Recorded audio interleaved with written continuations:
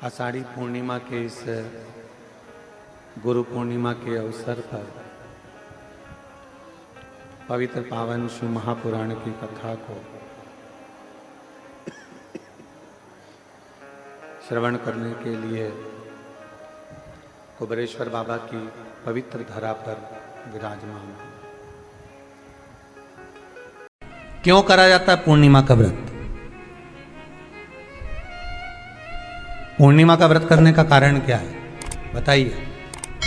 आप इतने सालों से कर रही हो, कई माताएं कर रही होंगी पूर्णिमा का व्रत। एक समय फलाहार करती हैं, एक समय भोजन करती हैं। भोजन में खीर का होना जरूरी होता है पूर्णिमा के व्रत में। दूध की सामग्री होना जरूरी होती है पूर्णिमा के व्रत में।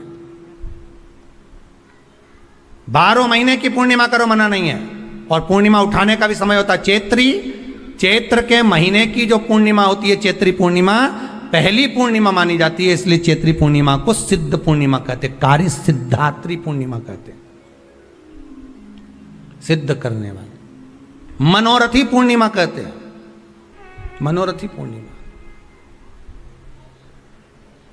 इसलिए पूर्णिमा का व्रत कहां से उठाया जाता है? चैत्र के महीने की पूर्णिमा से पूर्णिमा का व्रत उठाया जाता है कि मैं महीने की पूर्णिमा करूंगी तो वो चैत्र पूर्णिमा से उसको उठा लिया जाता है। पर उसका एक नियम रहता है, आप फलाहार करें अपनी जगह पर है, पर एक समय भोजन कर रहे हैं वो अपनी जगह पर। भोजन के साथ में मीठे के साथ थोड़ा दूध की सामग्री होना जरूरी होती है। और क्यों करते हैं पूर्णिमा का व्रत, किस लिए किया जाता है, क्यों करा जाता है, उसका व्याख्यान वर्णन शिव महापुराण के अंतर्गत स्कंद पुराण में लिखा गया। स्कंद पुराण में वर्णन किया है श्री वेद व्यास जी महाराज ने। कहा ये पूर्णिमा का व्रत इसलिए किया जाता है कि व्यक्ति का जब मन गलत भ्रम में जाने लगता है, मन जब गलत जगह पर जाने लगता है, तो ये मन को गलत जगह पर ले जाने वाला कौन होता है? तो कहा ये चंद्र होता है। व्यक्ति की राशि के अंतर्गत, व्यक्ति की पत्रिका के अंतर्गत, व्यक्ति की ग्रह दशा के अंतर्गत जब चंद्र बेकार चलता है तो व्यक्ति अच्छा करते करते भी बेकार करने लग जाता है। चंद्र डोल रहा है।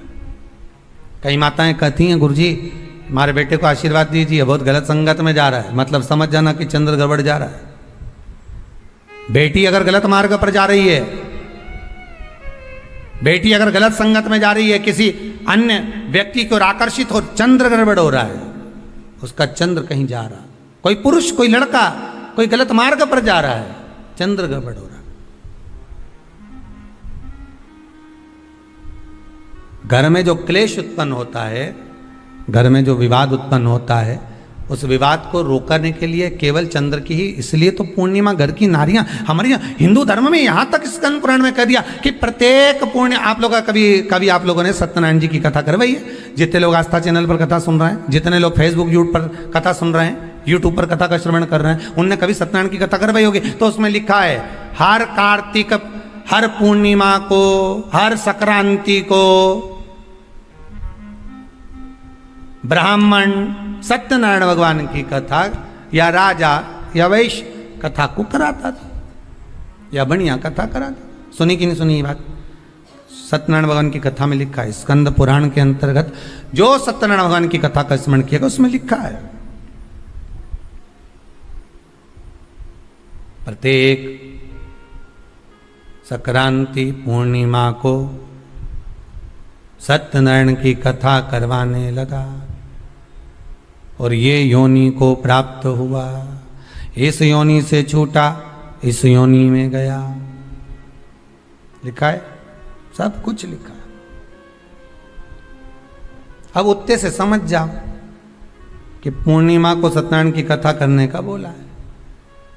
तो पूर्णिमा को सत्यनारायण की कथा का क्यों बोला? वैसे तो रोज कराओ सत्यनारायण जी की कथा, प्रतिदिन कराओ मना नहीं है। आप क्या कोई विशेष फंक्शन है आप सत्यनारायण जी की कथा करवा, पर पूर्णिमा संक्रांति को और संक्रांति को पूर्णिमा को सत्यनारायण की कथा का स्मरण क्यों करवाया गया? क्योंकि पूर्णिमा के दिन अगर ये भगवान का व्रत रख लेगी, पूर्णिमा के दिन अगर ये खीर का प्रसाद बना लेगी, थोड़ा सा दूध की कोई सामग्री बना लेगी और भगवान को भोग लगा देगी, भले सत्यनारायण भगवान के भाव से बनाए, भले सत्यनारायण जी के निमित्तार्थ बना, पर अगर इसने सत्यनारायण भगवान के निमित्त से बना, पर पूर्णिमा के दिन अगर ये व्रत रखेगी, उपास रखेगी या कोई सामग्री बनाकर भगवान की पूजन कर लेगी, तो इसके घर में जो अशांति है वो शांति में बदल जाएगी। इसलिए कई घरों में आज भी सत्यनारायण भगवान की पूजन हर पूर्णिमा को करती है। माता किताब लेके बैठ जाती है, तुरंत उन्हें ऑफिस जाना, कहीं काम पे जाना, और तुरंत उसने जल्दी जल्दी कलश रखा, कलश नहीं भी रखे तो भगवान की पूजन कर के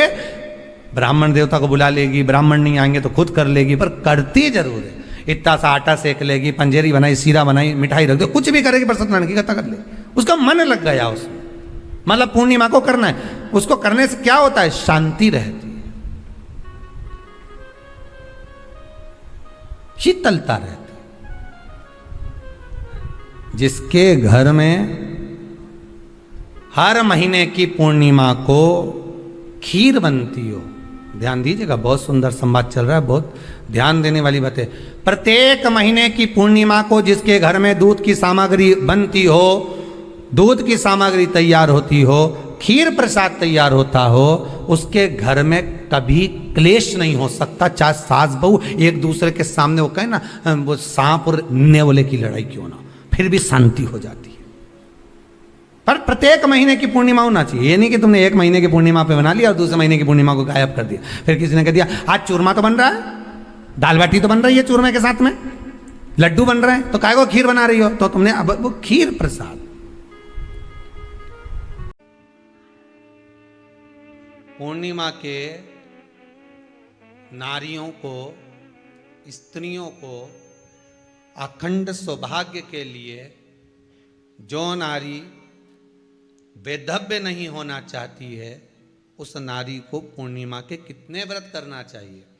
जिस नारी के यहाँ संतान नहीं हो, औलाद नहीं हो, उसको पूर्णिमा के कितने व्रत करना चाहिए? जिस नारी का पुत्र, पति बहुत बीमारी से ग्रसित हो, लग रहा हो कि ये मेरा बेटा बहुत बड़ी बीमारी में घिरा हुआ है, तो नारी को कितने व्रत करना चाहिए? स्वयं भगवान कृष्ण ने माता यशोदा को द्वापर में भी बताया है कि पूर्णिमा के 32 व्रत होते हैं। कितने व्रत होते हैं? 32।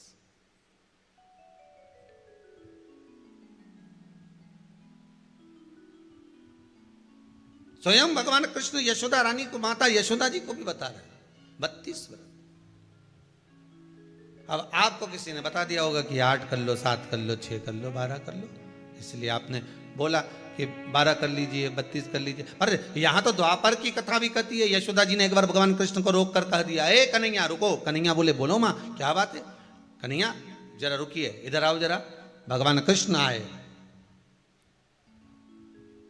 हाँ माँ बोलिए।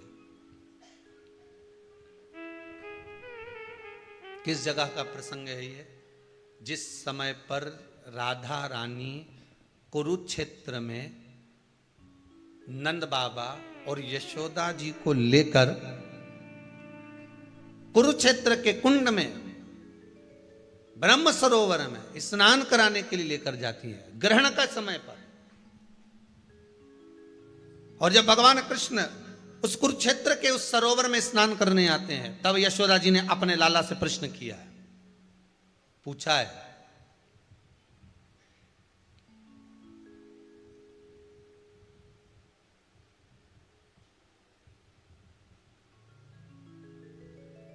कि नारी वैधव्य होकर ना मरे।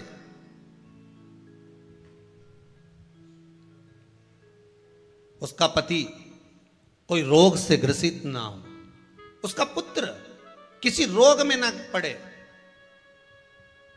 अरे भाई कितना सुंदर संवाद लिखा है। अगर किसी माता का पुत्र मान लो किसी नशे में डूबा हुआ है, कोई नशा कर रहा है और गलत नशा है, आपको लग रहा है कि ये नशे में डूबा हुआ है, आपको लग रहा है कि ये गलत जगह पर डूब गया है, आपको लग रहा है कि मदिरापान में, मांसाहार में या अधिक गांजा आदि का जो भी नशे होते हैं, जितने भी नशे, उसमें डूब चुका है। और माँ उसको समझा रही है, तू नशे में मत डूब, तू इस काम को मत कर, तू ये गलत कर्म मत कर।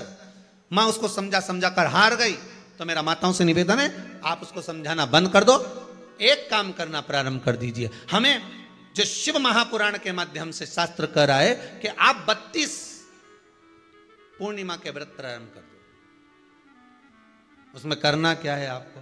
केवल जिस दिन व्रत रहे, रात्रि के समय पर कोई भी मीठा, कुछ भी सामग्री आप चंद्र की रोशनी में, चंद्र को अर्घ देने के बाद, पूजन करने के बाद उसको रखो, और वही सामग्री जो नशा कर रहा है उसको पूर्णिमा के दूसरे दिन उसको खिलाओ।